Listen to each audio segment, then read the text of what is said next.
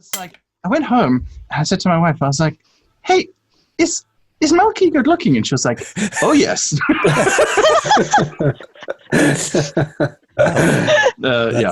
That's good to know.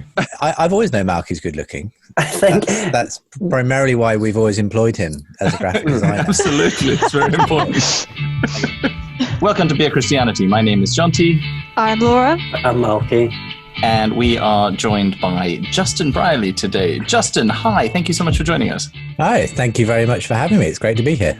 So nice to have a proper Christian celebrity on our thing. Although that's an awful thing to call you. I'm sorry for calling you a Christian celebrity.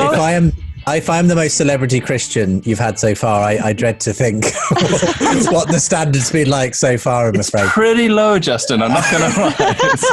It's pretty low. You are outshining us with your mic quality, I have to say. Well, fortunately, the mic comes with the job because they when we all went into lockdown mode at Premiere, presenters got given a fancy microphone to use from home. So that was one fortunate aspect of my employers was we got given a half decent mic to work with. That is very cool. I have been shamed by Laura on several episodes because I have a pop shield and a mic stand at home, and this is the pop shield that really offends her. I didn't get it from work. I bought it myself. It's less the fact that you have a pop shield. It's more the fact that sometimes you just pull it in from out of frame and just like, oh, hello. And sometimes I do that during work meetings, which is, I think, the worst. The knobbiest thing in the world. Yeah, possibly the knobbiest thing. Justin, you are a broadcaster, you're an author, you're a journalist. Give us a potted kind of history for people who don't know you of what it is that you do. Well, my official title is a theology and apologetics editor for Premier. Premier Christian Radio is a Christian radio station in the UK that's been around for about 25 years now. And I joined back in 2002, fresh out of university, really, having taken a gap year with my wife, Lucy, and started really learning the ropes of radio journalism, became a co-presenter on The Breakfast Show in due course, and ended up developing a show of my own, a weekly show called Unbelievable, with a question mark. And that sort of became quite popular as a podcast over the consequent years. And it continues to be what it started out as, which is a discussion show between Christians and non-Christians. Also do a lot of inter-Christian dialogue and discussion as well. And that sort of took on various forms over the years. We began an annual conference in London, a sort of apologetics conference. I wrote a book a few years ago, which was published. I've had various other roles alongside that over the years. So for about 4 years, I edited Premier Christianity magazine, which Malky is still, somehow we've retained him as our graphic designer for that. May God have mercy on your souls. And the day that Malky stops designing that magazine, we know that the time's up on Christian publishing. We can all go home. No, it's... and you, of course, Jonty, have contributed a fair few articles over the years to that publication. I have indeed. I believe I have been the dialer lefty a few times. Whenever we want to wind up our audience, get on the phone to Jonty, get him to write something scandalous. Yeah. I really enjoyed my 4 years editing the mag, and I'd written for the mag before that as well, under the directorship of the famous Ruth Mawhinney. Or Dickinson, as she was when she started out. Dickinson Mawhinney, peace be upon her. Indeed, her legacy continues to this day, and it's now in the hands of Sam Hales, who's doing a great job, and who has been on this podcast as well. Oh, fantastic! Yeah. Well, in that case, you have had better celebrity Christians than me. But it was, but that was great, and but I've also worked across the radio station in other respects, and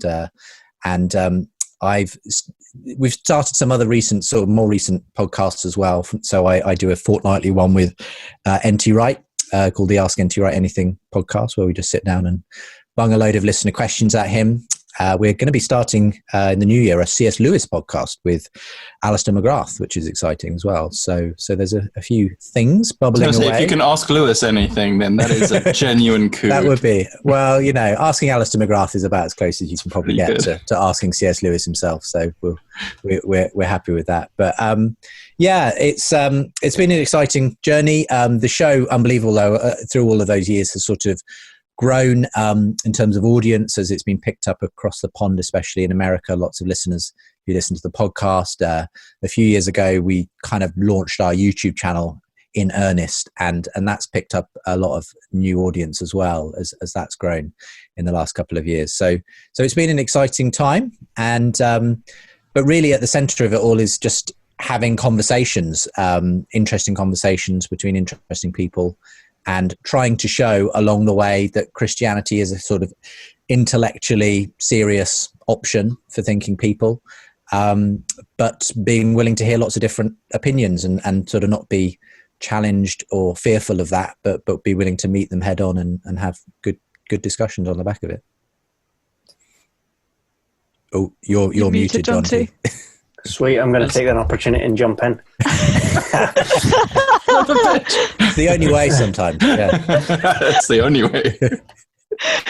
Justin, am I right in thinking that the original Unbelievable show was basically quite similar in format and was kind of a bit of a punt, like, let's try this thing, Christians and atheists chatting, and it's turned out just to be a very strong, solid idea that's carried you all this way? Yeah, I mean, and all credit to Peter Kerridge, who still is the chief executive of Premier Christian Radio, because it was a bit of a punt. And we got complaints when it first started airing, because a lot of the Christian listeners were like, we've got plenty of atheists on the BBC. Do we really need them on our beloved Christian radio station? Because we were bringing atheists on air on a Saturday afternoon to have discussions with Christians. So in that sense, it was a bit of a risky idea. And I think part of the reason why we've thought about but never really managed to get it sort of syndicated to the US, where there's masses more Christian radio stations than there are here in the UK, is because it's not safe enough.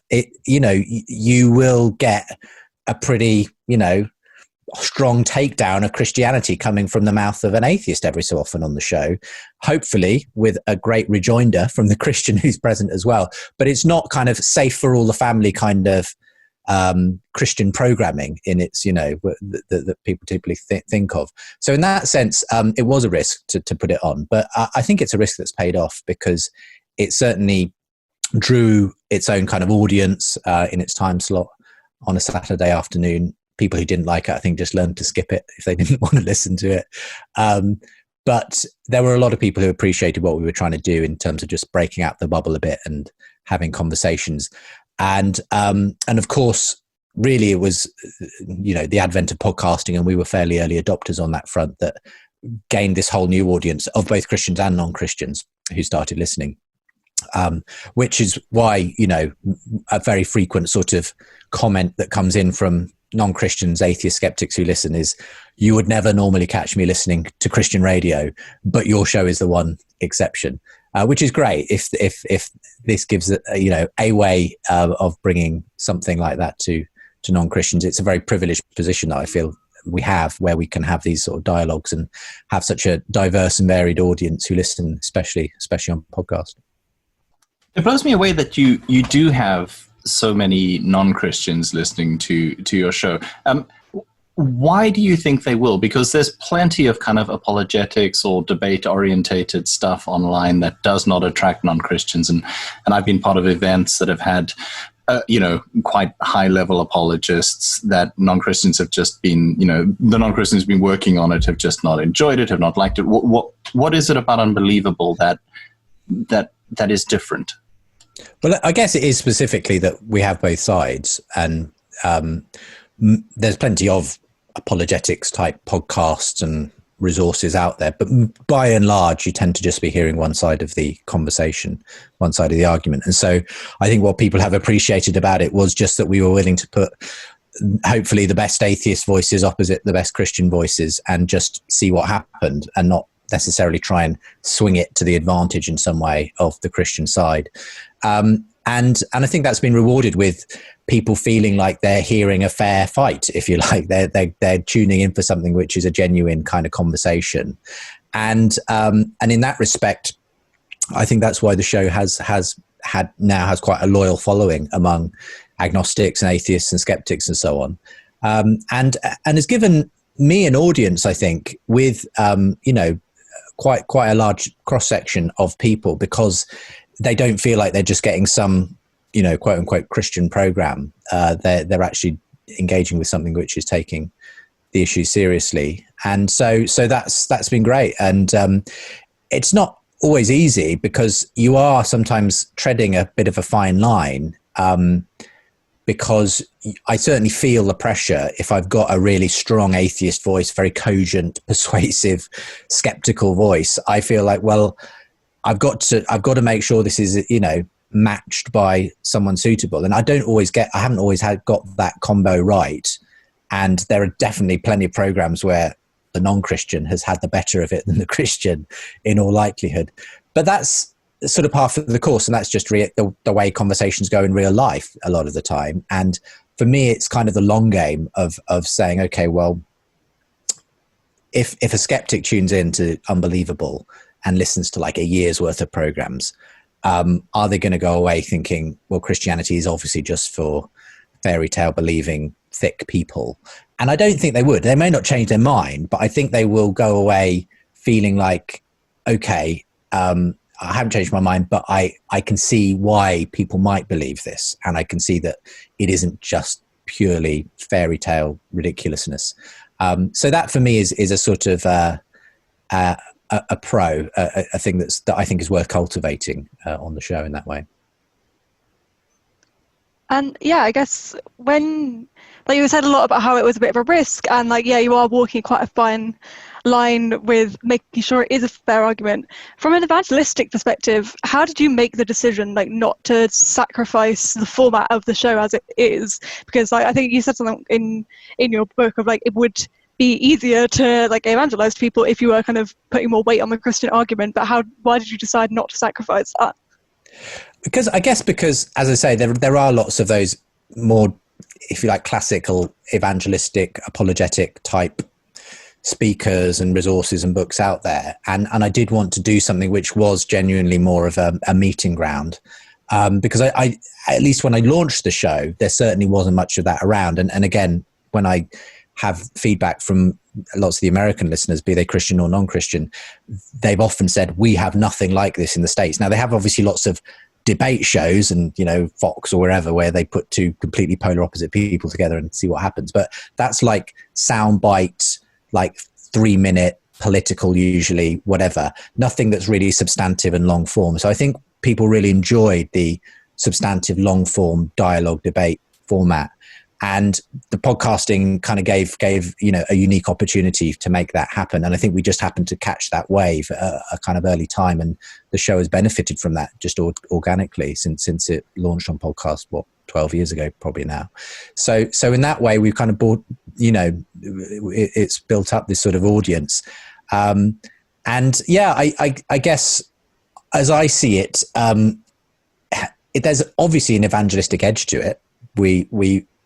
I'm hoping as a Christian that this will encourage and persuade people who are skeptical of Christian faith to potentially take it more seriously.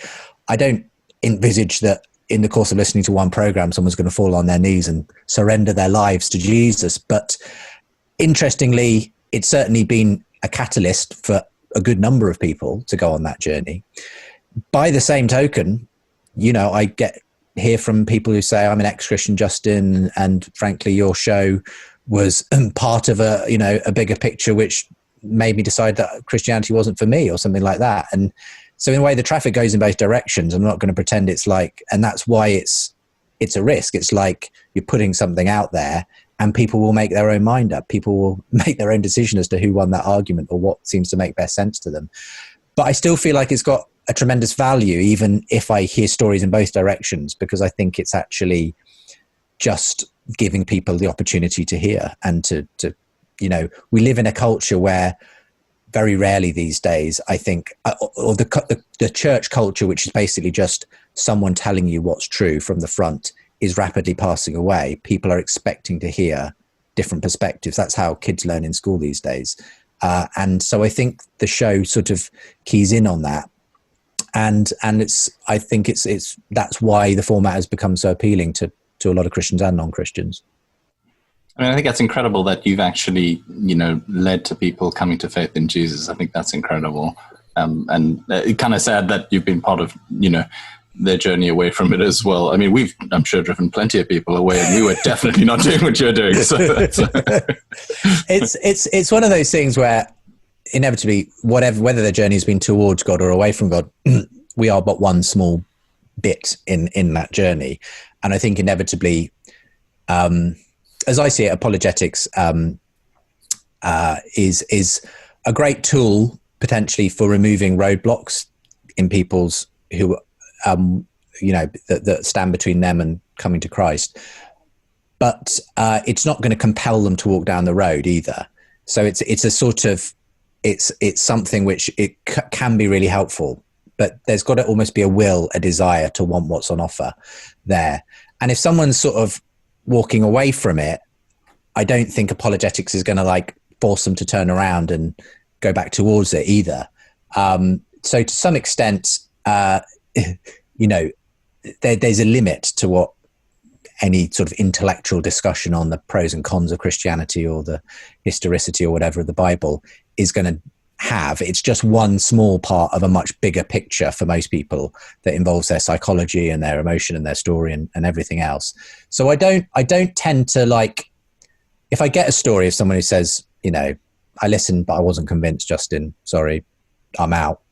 I don't get too downhearted. I just think, it's where they're at. That's fine. And I thank God for the ones which are the opposite to that. But I kind of just roll with it really. And knowing that it's in God's hands, I believe I am doing what God wants. And even when I don't always see the results that would be nice to see, I believe in a God of grace who's working in the background anyway. And whether we feel like our guy won or not on a particular episode, there's something bigger going on than that in the big scheme of things. So is that kind of has that changed your faith or theology at all, Justin? Because I know when I was younger and first discovered apologetics, I was suddenly like, whoa, there's this whole sphere of smart people that have got all the answers. and then once I learned a bit more and tested that out on some friends, and it's it's slightly more complicated. So, were you don't strike me as that kind of personality necessarily, but were you a bit more gung-ho in the early days? I think definitely when you first discover apologetics, and if you are a kind of fairly intellectually driven kind of person, it can appear to be this sort of oh, brilliant, this is what I've been searching for all my life, the way to make everyone become a Christian, because it was so hard just doing it through love and kindness, but the reality is, I think anyone who goes on that journey quickly gets disabused of this notion that this will be some golden bullet to make everyone a Christian. As I say, there is an answer, a response, an objection to every apologetic argument out there. So it's not like there's some cast iron proof that you can simply put in front of people and they'll be forced to accept it all as true. And to that degree, I think the problem is that, like anything, apologetics can become a bit of an idol in itself, and people use it sort of in place of actually God, almost as this sort of way to get the results they want. And we lose the bit of our faith that is actually faith, that's actually trusting in God, and that God is able to act often in spite of us and in spite of our fairly frankly weak attempts at convincing people through intellectual arguments. Now, I do believe there are good intellectual arguments, and I do believe that God uses that very often in people's journeys. But it's not some thing that's just going to do it for you. There's much more going on in people are far more than just a brain on legs. There's all kinds of issues going on for people that even if you had the best arguments in the world, there's, that doesn't mean you're going to convince someone that it's true. The reality is the best apologists out there also happen to be people who are very winsome, gracious, loving people. And it's probably no coincidence that those qualities happen to create an atmosphere in which people are far more open to what they have to say. So it's right there in 1 Peter 3:15, always be ready to give an answer to anyone who asks you for the hope that's within you, but do this with gentleness and respect, because if you don't do it with that, they won't listen to the words you have to say. So that's always been the way, I think. And but unfortunately, I do see that kind of apologetics that's basically just about winning an argument. It's very easy to fall into that trap as well. I've fallen into it many a time in a Facebook debate. I think I cut my teeth on that early on and then realized there's a very limited value to having long-winded debates on Facebook about apologetic issues. And you're much better actually getting offline and having a conversation with someone, because that when you get to know someone and actually engage with them as a person rather than just some abstract intellectual idea, you just it kind of changes the nature of what you're doing, and it's much more fruitful in my view. Have you changed your mind? I'm interested to know what issues you've changed your mind on over the years, but I'm also interested if there's been any live examples during a discussion that you've suddenly wait a minute, my faith's falling apart, or this guy's right, or I think I'm going to be a Buddhist. Yeah, I mean, I think there's definitely been over the years issues and debates that have, when I first encountered them, because I started off very green, I hardly knew anything about apologetics when I started the show, and learned it all as I went along, really. But there were definitely issues when I was first encountering them that, maybe think, crumbs, that's a good point. Hadn't really thought about that before. And that would be, anything from someone just very presenting the argument from evil very well, or in a very emotional way, will make anyone stop and think, crikey, yeah, it is hard to square how a loving God will allow this kind of thing or that kind of thing. And in a way, over the years, I obviously met many good responses to the argument from evil and suffering. But again, it's about, it's one thing to have a great theodicy and philosophical response to suffering. It's a very different thing to actually try and employ that against some very tangible emotional example, because it just sounds utterly cold and just like an empty philosophy when you do it most of the time in those situations. So again, that's the kind of place at which you've got to ask what's the right way to employ this, what's actually going to be helpful in a given situation. I was certainly put on my back feet by first time I had Bart Ehrman on the show, who's a well-known sort of New Testament scholar and has written books that are quite popular, books that are quite critical of the historicity of the Gospels and that kind of thing. He had a best-selling book back in the late 2000s called Misquoting Jesus, which basically looked at the transmission of the New Testament documents over time and cast a lot of doubt on whether we can really have the original words of the original documents and so on. And when I read that book in preparation for having him on the show, it gave me a sleepless night or two. I was thinking, crumbs, do we really know what was in the Gospels? I then obviously did the work of looking at some of the response literature, ended up having him on with Peter J. Williams, who's a New Testament scholar in Cambridge, who immediately helped me to see, and I imagine the audience listening as well, that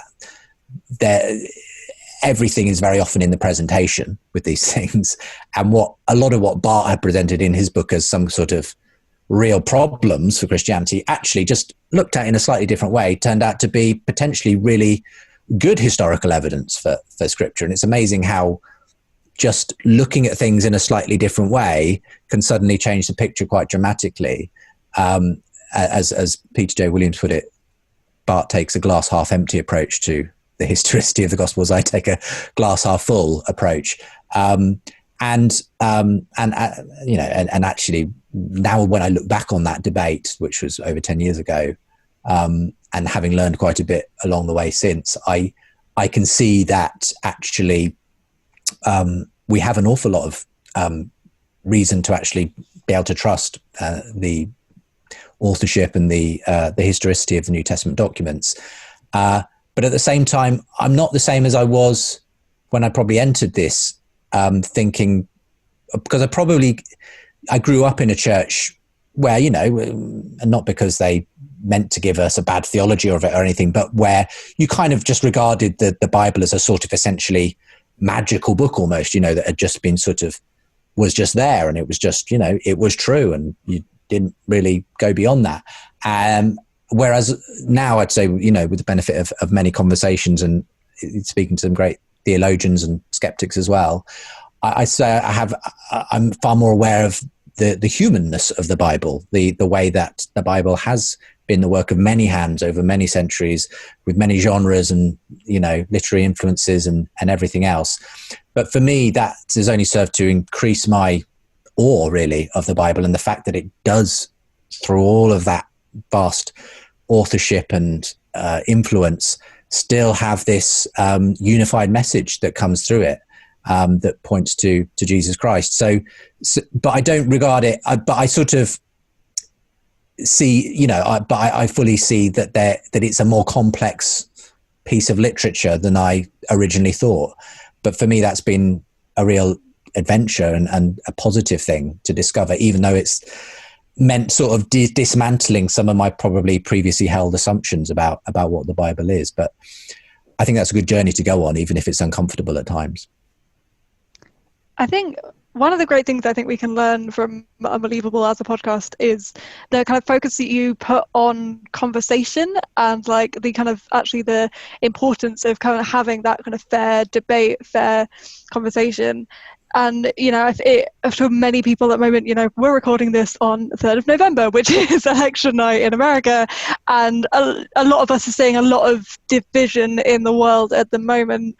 Do you think that we, as society, do we have an inability to have those kind of fair conversations, just in general?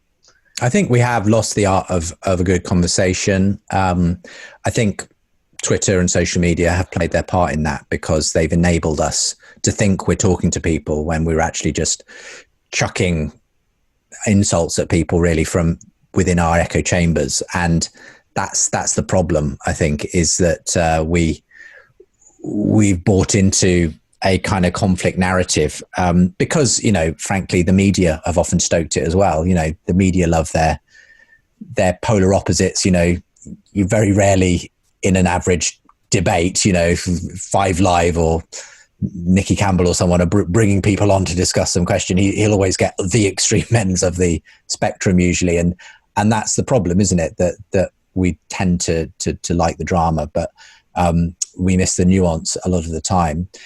So in a way, I hope the show has helped in its own small way in the big scheme of things to model what a good conversation looks like. Very often just getting people to sit down and talk to each other immediately takes the heat out of what are otherwise, from behind keyboards, quickly become pretty toxic kind of debates, because it's harder, frankly, to be really rude to someone when you're facing them face to face, though President Trump did a good job in his presidential election. But hey, Biden had his own zingers too. So, but it's, one would hope that would be a way to maybe turn the tide. I think people have actually got a bit sick.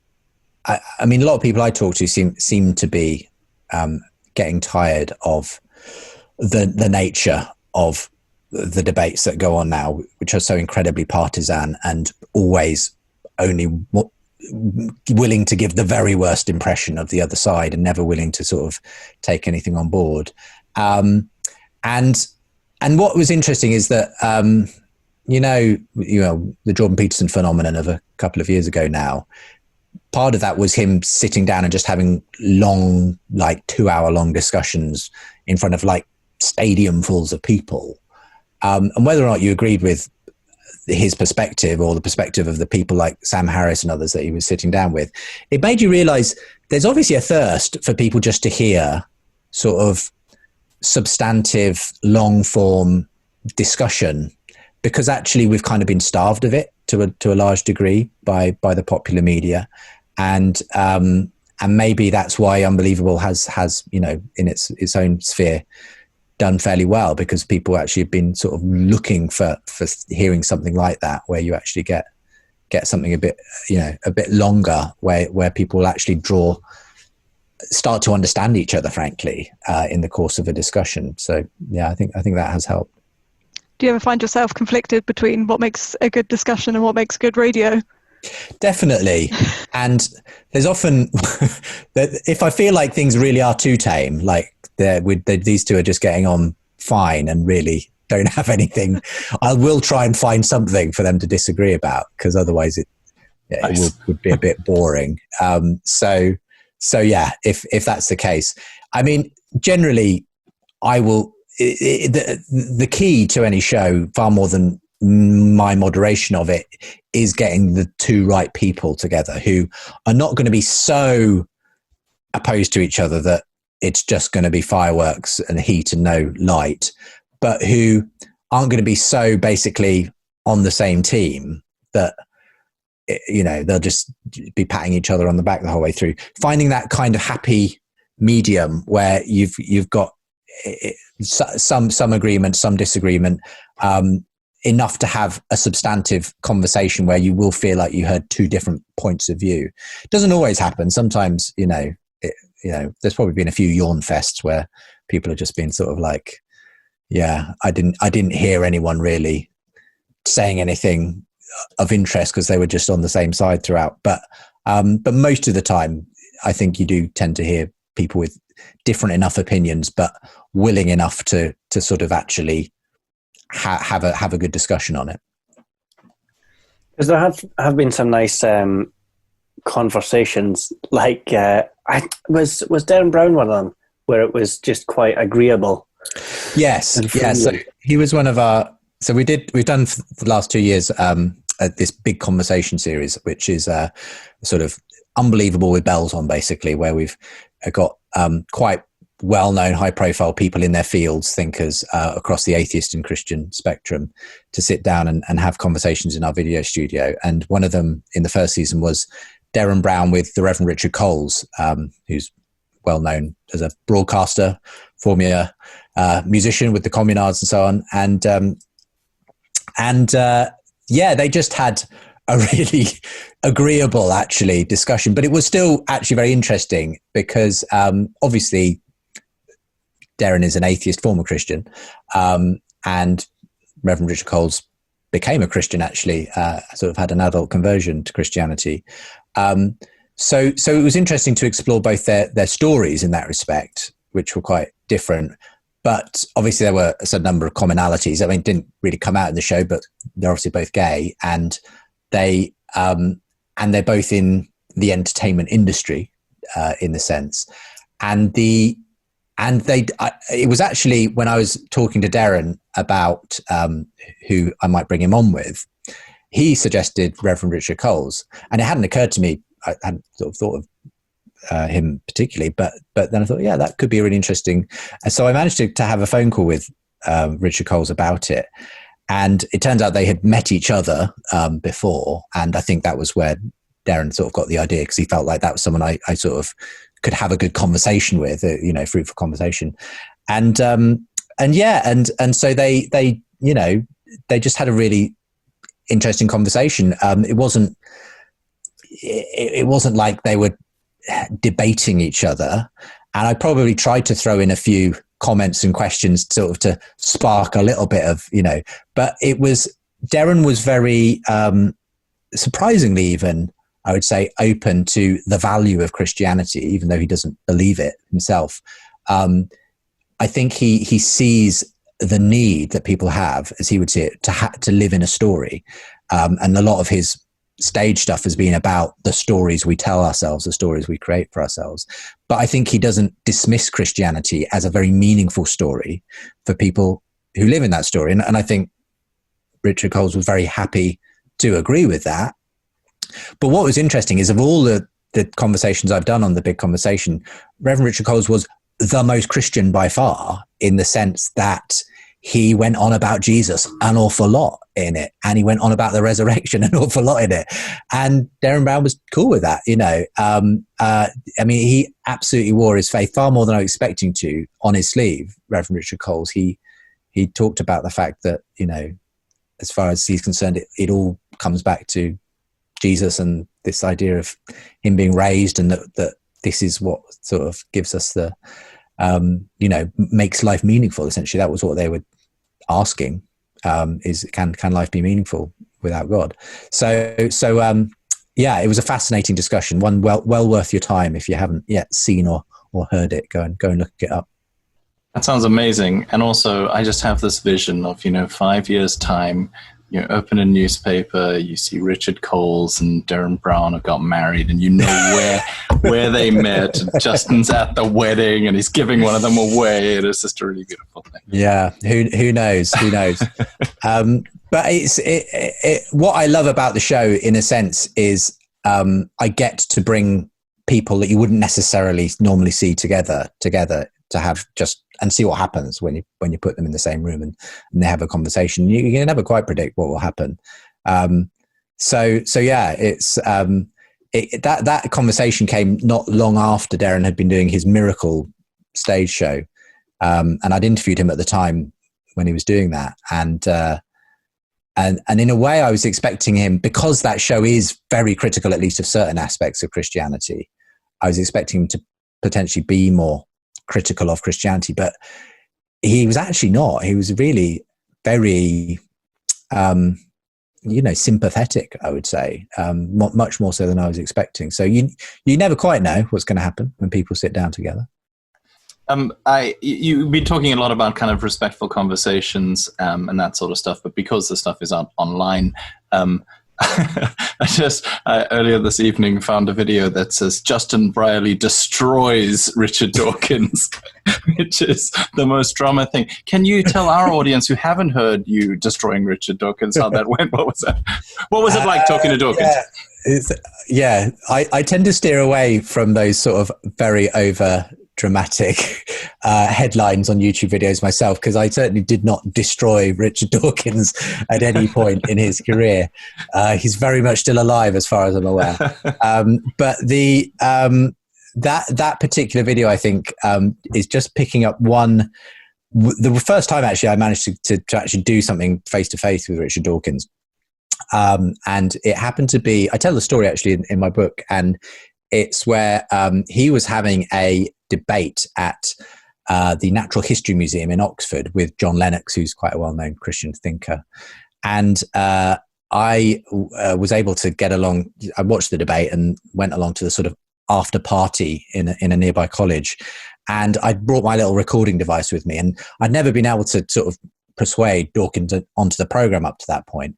But I got this opportunity to just sort of doorstep him during the canapes and stuff afterwards, and had sort of 10 minutes to ask him questions about the discussion. And we ended up getting onto specifically the question of morality, and whether on an atheistic worldview you can ground your belief in things being really right or really wrong, justice, beauty, truth, love, that kind of thing.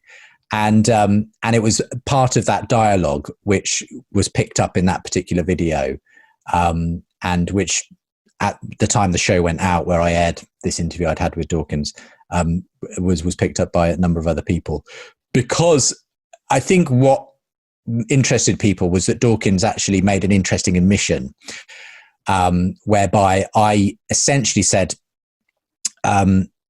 is our morality simply an evolved aspect of us, in the same way that, in a sense, as arbitrary as whether we've evolved 5 fingers rather than 6 was the example I used. your belief that rape is wrong is as arbitrary as that, in a sense. And he ended up saying, I'm paraphrasing here, you could say that, yes, which was an interesting admission for him to make, because I think, personally, I think that is a consequence of a thoroughgoing naturalistic atheist position. I think you do have to say that morality is ultimately whatever you get handed by a non-purposed evolutionary process. And at different points in history, that morality is going to look very different, at different points in the world, it's going to look very different. And it's not that one's right and one's wrong. It just is what it is, Evolution isn't about right or wrong. It's just about reproduction, ultimately.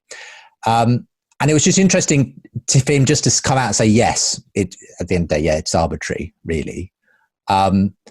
Because I think that's not something that atheists very often say, not in my experience. Most atheists I meet still want to affirm some kind of order, some kind of reality to morality, that there is really a right and wrong, and that we'll get there in the end if we just, become the right kind of people. But I think that was a very honest statement of his to say, actually, it is ultimately arbitrary. It's just my preference, really, that rape is wrong. There's nothing about the universe or reality that says it has to be that way. So yeah, that sort of statement got picked up on quite a lot it was treated, and I didn't mean it to be a gotcha moment, but I think it did sort of imply that there was a consequence to a world without God, which is that you don't get to help yourself to some sort of form of objective morality that exists out there, even though, frankly, all of us live our lives as though there is an objective moral standard by which we judge each other and other people. Yeah. Although, of course, a lot of postmodern apologetics is probably moving away from objective moral standards and, rigorous kind of things like that. Do you like the modernist kind of classical apologetics? We're going to use Enlightenment kind of values and thinking to convince people of this, or are you enjoying some of the more kind of postmodern things? I'm thinking primarily of like Francis Spufford just appealing to the emotion and well, not entirely just the emotion, but that kind of your new less Enlightenment churches that are reaching out to people and just saying, come here and have an experience. It's not about arguing you into anything. And if we need to be flexible in a way that would alarm people who are afraid of relativism, then we will. How do you feel about that? Well, I wouldn't call that apologetics, really, because for me, apologetics almost by definition is that more classical way of approaching things, and I think that's why Spufford's book was called Unapologetic. It was purposefully meant to be. This isn't your normal form of apologetics. If it is, I mean, I think I would say I would put under the apologetics banner that sort of form of persuasion, which is more about helping people see the beauty of something rather than simply the logical truth of it, let's say. And I think that's, but I think the best of apologetics has always done that. Someone like C.S. Lewis was great at arguing the rationality of faith, but he also helped you to see why Christianity was beautiful, why you wanted it to be true. So I think if that's what you mean by postmodern apologetics, then by all means, it certainly is a form of apologetics. But if you're talking more about kind of the just if you like, take Christianity, just embrace Christianity as a way of living or a way of kind of being, and don't worry too much about is it really true or not, or just non-exclusive truth in that postmodern thing of like it can be a truth, and almost an apologetics based on non-absolute, non-exclusive truth. I'd argue that isn't apologetics. I'd fail to recognize that almost as anything that most people think of as apologetics, which is almost by definition about exclusive claims to truth, in a sense. Even the more sort of culturally engaging, showing the truth of Christianity by showing why it's beautiful and you want it to be true, and that kind of way of doing it, it's still assuming that this is the best way of seeing the world. That's by and large what people are driving at. And so I think, I think anything else, if it's, you know, saying that this is a truth among truths, then that strikes me as probably not wearing. Most people wouldn't recognize that as apologetics. In my view, it'd be something different to that. Yeah. I'm not sure what it is in a sense. I mean, I'm interested by what you're kind of thinking of there, Jonty. Like, what I'm sort thinking of I hear conversations. People are you thinking of when you yeah? I think your conversations I've been involved in, and sometimes, I mean, I probably tend towards the more kind of evangelical side of things, and the more, I believe in absolute truth, and those. And there are things that are just true, regardless of how we feel about them and all that. But when you're having a conversation with a smart non-believer and you're talking about it in a quite deep way, it stops being about the classical apologetics of proving an absolute, and it starts pointing them towards something that, if they don't believe in is it possible to have an apologetics for a postmodernist without having to turn them into a modernist or a pre-modernist? Do you know what I mean? Because this is Francis Schaeffer's thing, was you have to do the pre-apologetics. And I think that's quite a lot of work. Yeah, no, I get that. And I'm not saying, I suppose apologetics primarily is aimed at people who still have some sort of belief in or grounding in the idea that there are, universal sort of absolutes of some kind. And in a sense, that's why so much of the apologetics has been engaging with new atheism, because at least new atheism is still a fairly modernist kind of thing, because it's God is science. Eventually, it's an objective driven sort of enterprise, and so at least we can agree that there's a truth to be debated here. But if you're talking about sort of approaching someone who kind of is essentially saying, I tend to value something on the basis of what it feels like and the kind of experience it gives me, then obviously you can put Christianity out there as, well, this is the thing that will fulfill all those desires and so on. But for me, I would still be doing that from the point of view of it having some objective value, some real reality that the other things that you're looking for truth, feeling or truth or whatever in are just dim signposts to something. I guess it's the difference between that real and true, if you see what I mean. Like there's so many of my non-Christian friends, true in that kind of meta-narrative sense is a completely meaningless concept to them, but real as experience, that kind of stuff, that means something to them. And I think in a funny way that, takes us back to the Derren Brown thing, because I think he didn't have much interest in disabusing Christians of what made their life meaningful. And in that sense, he wasn't sort of some Richard Dawkins type saying, you should only believe what's scientifically proven to be able to be true. He was like, if it makes you a better person and it gives meaning to your life, go for it. I think, but I always feel like that shortchanges ultimately. So I can understand why that might, that takes you so far. But I always feel like you can have more than just it being useful. You can have it being true.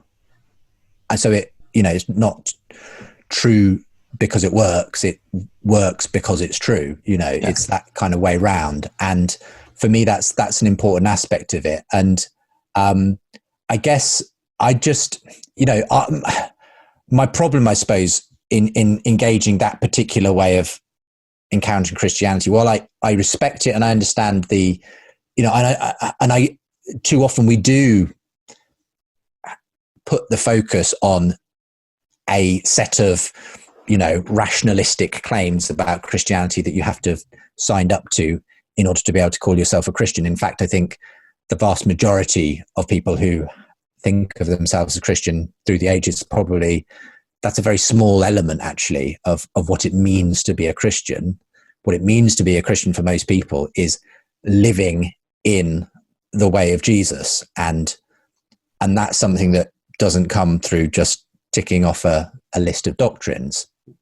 But for me, Jesus is still central in that. And when push comes to shove, I don't see him as just one more option in a range of options that can give your life meaning. And so for me, it will always come back to an objective fact about whether Jesus is Lord, I suppose. And that might look quite varied in the way people understand that. And I'm cool with a certain amount of variation. But it's still, it's still the fact that Jesus is Lord and Muhammad isn't Lord, Buddha isn't Lord. The, cool feeling you have when you go to watch Coldplay isn't Lord. It's those all that, I don't know, whatever your God is, in the sense, I think it all ultimately, it's only going to be a dim reflection of God himself in that sense. Absolutely. I've also completely monopolized the last 15 minutes just talking about my own slightly nerdy interest in that very niche thing. Guys, do you have anything else you want to ask Justin? Because we're coming to the end of time.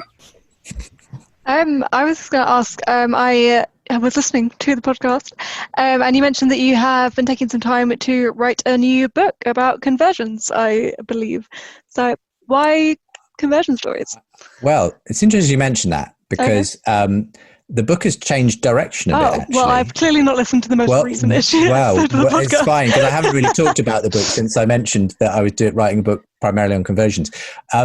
Interestingly, actually, I had a bit of time over the summer to sort of think about the direction of this book, and I started work on it. And I had this idea: I'll write a book about people who basically converted from atheism to Christianity and the different journeys that took them there.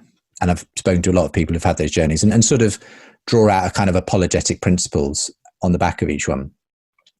And then I started talking with the publishers about it, and it was actually a bit of an additional chapter that I was going to write about the way the conversation has moved on from the new atheism in recent years, that actually sparked more interest. And as I got thinking about it, I thought, actually, I think there's a different book I want to write here. And so I've actually almost completely changed the direction of the book now. It will still include conversion stories, but that won't be the front and center piece of it. It will much more be about something along the lines of how the new atheism got old and how Christianity is being reborn. Because I think there's an interesting story to tell over the last 20 years about the rise and fall of new atheism. Because I think it promised a lot, but delivered very little. And apart from still existing in the internet world, it really isn't being taken seriously anymore in the popular culture. And it's interesting that you have had this rise of people like Jordan Peterson, the aforementioned, and this so-called intellectual dark web that sprang up. But there's been an interesting sort of movement away from the kind of dogmatic atheism of Dawkins towards something that's a lot more like the Derren Brown story, less willing to throw the baby out with the bathwater, that's still broadly skeptical of the metaphysical claims of Christianity, but willing to see the way it has shaped us. So another case in point would be Tom Holland's book Dominion, which is not written from a Christian point of view per se, but is essentially saying people have forgotten the fact that the West is essentially a product of the Christian Revolution. And I just think there's a really interesting story to be told of the way new atheism sort of failed to deliver meaning and purpose, and the way actually a new generation of secular and Christian thinkers are starting to rediscover that. Now, whether that can actually push through into anything like what we might call a Christian revival is another question, but it's a sort of that's where I'm taking the book, into that sort of territory of looking at what's going on, why the conversation has changed, and where the church needs to be in the midst of all of that. I mean, we would love to talk to you about that the next time you come on, if you'd love to come on, because that sounds fascinating. I've got like a million questions to ask you about that. Malky, maybe in a year's time I'll have written the book and can actually answer some of the questions. So. That'd be superb. Malky, you got any others? Yeah, well, it's one of those million questions.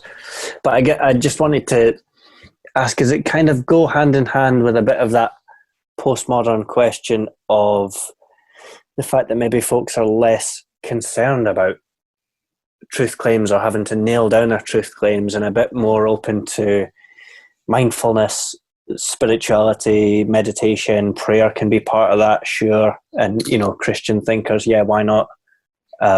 Is that kind of part of the picture? I definitely think it is. So again, you've got, interesting characters like Russell Brand popping up, being kind of like very interested, like really anti, for some reason, the kind of rationalist, naturalist, scientific kind of way of approaching the world, and wanting sort of looking for a kind of spiritual dimension and really, and having very interesting open conversations about that. And I think that probably is more the way actually that a lot of people are traveling these days. I think, the new atheist sort of way of approaching things feels very passé now. And most atheists who, even, the strong atheists who do come on my show, tend to reject that way of doing things. And I think are just simply more mindful of the fact, if you like, that we are far more complex than simply, science, approaching everything in that kind of scientific way, and that we do need meaning. I think it's gone hand in hand with the technological revolution of the last 10 or 20 years, in which we're all far more connected than we ever were. We're all spending all this time on technology and devices, but according to the statistics, all far more depressed, or suffering from far more mental health issues, especially among young people. And it's that sort of, it's that crisis of no matter how much technology and, progress we make, doesn't seem to actually scratch the itch and answer the problem. And for some reason, our forebears, even though they lived in quote unquote, less progressive times, less technological times, they seem to be happier on average. They seemed, and maybe they were believing a delusion, but they had a narrative that made sense of their lives. And I think one of the things I see in culture today is people have lost that sense of meaning, of a narrative that makes sense of their life. They're being given every option under the sun, but they've got no particular reason to choose one, or they're being invited just to make up their own narrative. And that, I think, puts an enormous mental strain on people in ways that they don't realize, because we're not made to function like that. And so I think, by sort of taking away the God option, the secularists haven't replaced it with anything that's going to do the job. So it's like, how now do we live? And I think a lot of the problems we're seeing in culture are because people don't know how to do it. People don't know how to live anymore. And that's why I think you are seeing in some quarters the return to ancient traditions, to whether it be mindfulness traditions or whatever. The fact that there's been an interesting, return, pre-COVID at least, to the sort of older forms of ritual and Anglo-Catholic kind of ways of doing stuff. Younger people apparently less interested in the light and smokes and bands, as much as we all love Hillsong, Jonty. I know that we do. Your church of choice, but there's also a significant number who seem to be saying, "Oh, I want something that reminds me of where." Of something much longer, and because people feel, I think, a bit adrift, So that's all quite interesting to me. I think that will all find its way into this book in some form or other. Sounds like it's going to be a stonking book. If the new mysticism is kind of in some ways replacing the new atheism, how prepared are churches to deal with that? I feel like some churches have only just got their heads around, apologetics, that's a good idea. How are we going to shift them around? Yeah. It's kind of in the same way that we're usually just behind the curve with the latest music, and we're aping what bands were doing 5 years ago. We're even more behind the curve on most other cultural issues. So it's kind of, I think there's a lot of reason to be encouraged, because I think while the internet and technology has produced a heck of a lot of problems, it's actually, as I see it, encouraging also a lot more creativity these days among Christians. Things like this podcast, for instance, is just one example whereby you will, I love Malky's like little nonchalant, obviously. It's kind of, I think it's opening up the possibilities of how to engage in a culturally meaningful way. So I'm quite encouraged by a lot of what I see going on the ground. Now, those are often, the problem is that we still have a dominant, shiny-haired televangelist version of Christianity that still tends to dominate people's psyche because it's been around for a long time and had a lot of the air. But I feel like that form of Christianity is dying out, actually. It's got a limited shelf life now. And where I see the most interesting, exciting work being done is a much more creative, nimble, culturally engaged forms of Christianity. Now, that might be my bias because I tend to, want to embrace and move in the direction of those kinds of ministries and resources and so on. But I feel like the Spirit is moving in that respect, and it gives me a lot of hope that actually Christianity is open to trying to engage the culture and actually stay ahead of it in some respects. Justin, you have given us a great deal of your time, but it would be wrong of us on Beer Christianity not to ask you what you're drinking. It's very important to our listeners. We know that they look to us as a kind of guiding light, a witness, if you will, to good beer drinking. So what do you got? Well, I've got probably the best beer in the world, obviously, Carlsberg, which actually I grew up near Northampton, which is where the Carlsberg Brewery in the UK has been based. But it is just lager. It's nothing very special. And I felt a bit like if I bring this onto the Beer Christianity podcast, I might get laughed out of the room for such a unimaginative beer. But it was all I had in my fridge. I don't drink a lot of beer, to be honest. Neither do we. This is the first beer I've had. This is among about 3 cans of lager that have been in my fridge since the summer, and I just thought I better get a beer out. Good Lord. Have you heard of botulism? You've got to watch out for that kind of stuff, man. So anyway, that's what I'm drinking, just a good old can of Carlsberg. Excellent. Malky, what are you on? I'm on the Hogarden again. I never get tired of that name. 0%. But yeah, it's good. Good stuff. It's a non-alcoholic Hogarden, is it? Yeah. That's what I'm on these days. So I've been working my way through. But yeah, wheat beers actually work. Some of them are pretty stinky. Okay. But you're saying you're teetotal these days, Malky? Yeah. Yeah. Okay. Yeah, he went teetotal, and we got him on Beer Christianity. Thought that would help. How much we really care about beer. that's how committed we are. Yeah. Yeah, I mean, I'm drinking the Adnams 0.5% Ghost Ship. But before that, I was drinking. 5%. Yeah, I know. I don't really understand because you can't say no, officer. I haven't been drinking. It's just to screw with you, really. But then I also had this, just because it has such a cool label, and I was like, I always try to drink one alcoholic thing on this podcast just to kind of, loosen you up. And that's another Adam. Yeah, the like 0.5% is embarrassing when you're at the supermarket and you get ID'd for it, and you're like, "Oh, he's a big man." Laura, are you drinking the classic? Of course, always on the Jack Daniels. And you should know that my dad, his response to the last episode of the podcast he listened to was, "I need to teach you more about beer," apparently. So which was quite funny. So, I like it. Yeah. So your dad's not primarily disappointed in you anymore because you swear so much on the podcast. He's now disappointed in your lack of taste in beer. Yeah. Superb. That's excellent. Well, Justin, thank you so much. Remind us of where people can find your stuff, your book, and what it's called, and where they can get it. Yeah.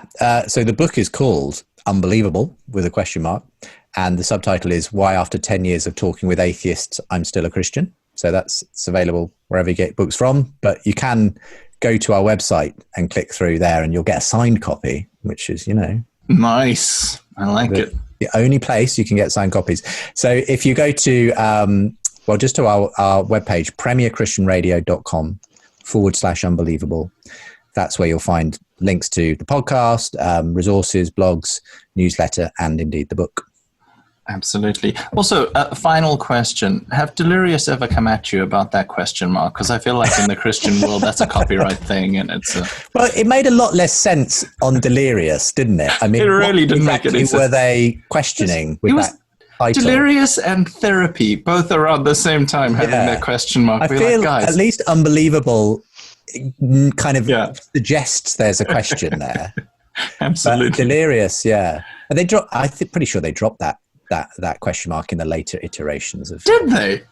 Yeah. Oh, that's disappointing. Stick to your guns, guys. That was definitely a mid-90s version of Delirious. It really was. I wonder if Cutting Edge also had a cutting edge? No, I don't know. It's really weird. Justin, thank you so much for being on the podcast. We really appreciate you. You're listening to Beer Christianity. If you want to hear more of our episodes, you can hear them at beerchristianity.libsyn.com, and you can also find us on Instagram, Twitter. We're beerxianity. You can email us at beerchristianity.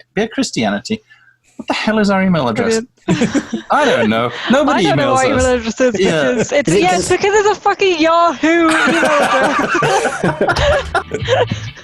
I'm proud of that. At least consistent. Like the handle always. No, don't be ridiculous. I'm pretty sure it's beerchristianity@yahoo.com. Okay, well you're doing this announcement from now on. I can't remember these things. Yeah, you set it up. I shouldn't have this responsibility. Anyway, Justin, you don't need to hear this. Thank you so much for joining us. Thank you so much for listening to Beer Christianity. Bye. Bye. Bye. Bye.